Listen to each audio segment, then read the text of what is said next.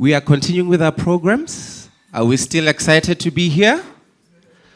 I am talking to you. Are you still excited to be here? Yes. Thank you so much. I want high energy today because in the room we have activists, we have people who are passionate about human rights, so I want to feel the sense of advocacy and activism in the room. With that being said, I'm going to welcome on stage the man who tells us to jump and we ask how high should we go. The CEO of the Commission for Gender Equality. His favorite line is, there is no substitute for hard work. So it means he makes us all work hard.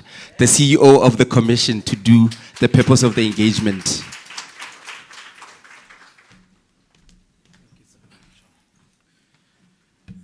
Thank you, Program Director. Good morning, everyone. Allow me to say all protocols observed with the understanding that the relevant representatives were acknowledged. But what is also important is for us to acknowledge those that have joined us online who are keen to hear the discussions that will unfold today.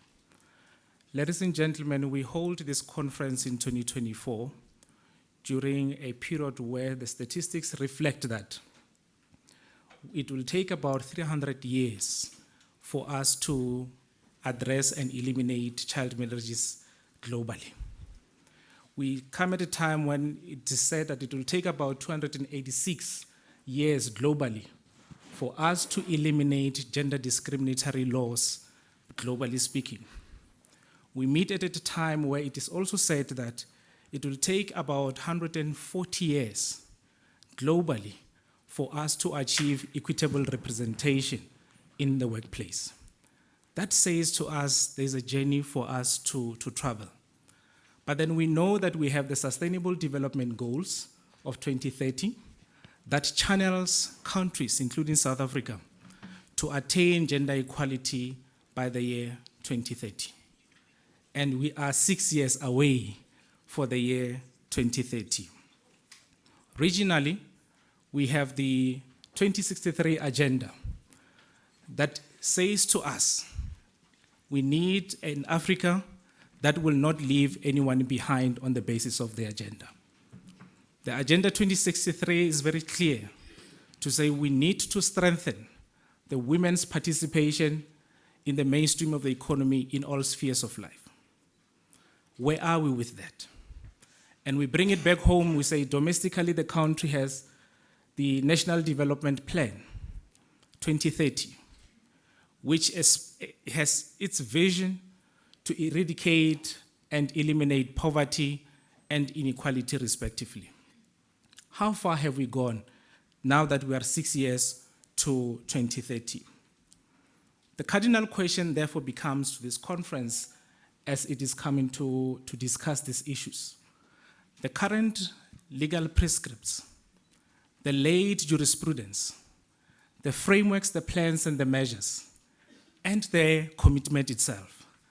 Are these enough for us to shift the needle towards the progressive realization of gender equality in South Africa?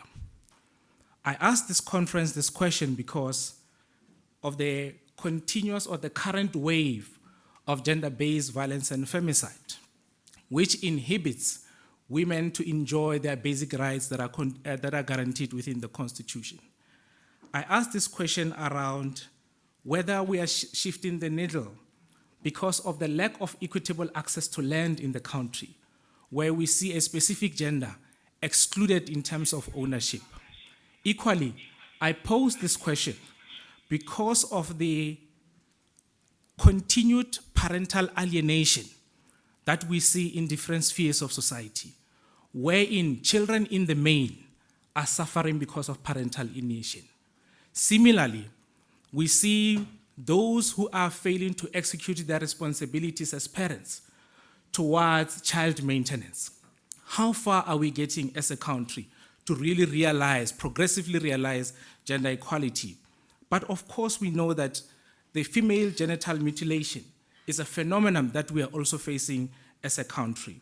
The inadequate participation of women in the larger mainstream of the economy in the country poses a similar question. how far are we in terms of dealing with the achievement of equality in the country?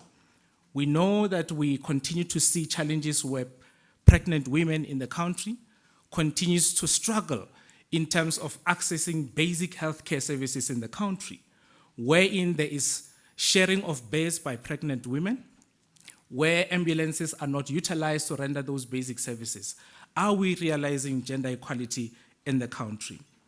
But equally so, we know the challenges around leadership representation, where the vulnerable groups are not represented in equitable positions in the institutions. You think about your institutions of higher learning. Where are the persons with disabilities in leadership positions? We find that persons with disability, women in the main, they are nowhere to be represented, and/or there is no representation even in administrative positions. Where are we in terms of equitable representation in terms of professorships when it comes to institutions of higher learning? We do find that there is inadequate representation, and therefore, these are some of the issues that I hope this conference will engage on so that we can come up with concrete measures to really confront those challenges.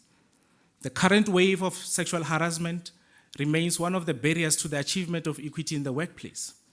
We see the trend of sex for marks that undermines the intellectual capacity of students in various institutions of higher learning and TVET colleges. But of course, this phenomenon also applies within the general workplace. Then the question is, why are we even doing this? The reality is gender equality is intrinsically linked to sustainable development. And it is vital towards the achievement of human rights that are guaranteed within the Constitution. There needs to be an equitable share and distribution of power across all spheres of society.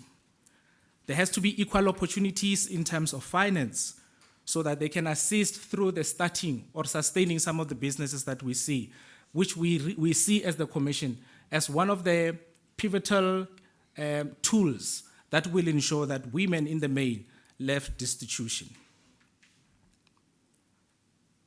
30 years into democracy, we felt as the Commission it's time that we pause and reflect on the state of gender equality. Is it a myth? Is it possible to be realized in the country against the backdrop of the issues that I have highlighted? And we felt that this conference should then pause to reflect, practically so, what are the issues and how do we go about that? As a Chapter 9 institution that is clothed with the responsibility to spearhead the attainment of gender equality in the country, we felt it's important that we call the stakeholders. Let us hear your insights. Let us hear your experiences. Help us as a CGE so that as we embark on the journey towards the attainment of gender equality, we know that we did not thumbsuck some of these recommendations, but they come from a conference where we had robust discussions that will guide some of our discussions going forward. With that being said, ladies and gentlemen, here in the conference and those joining in online, we welcome you to this monumental journey as the CGE, and we want to encourage your full participation and share your experiences so that we can come up with, unimpeachable recommendations going forward. Thank you so much.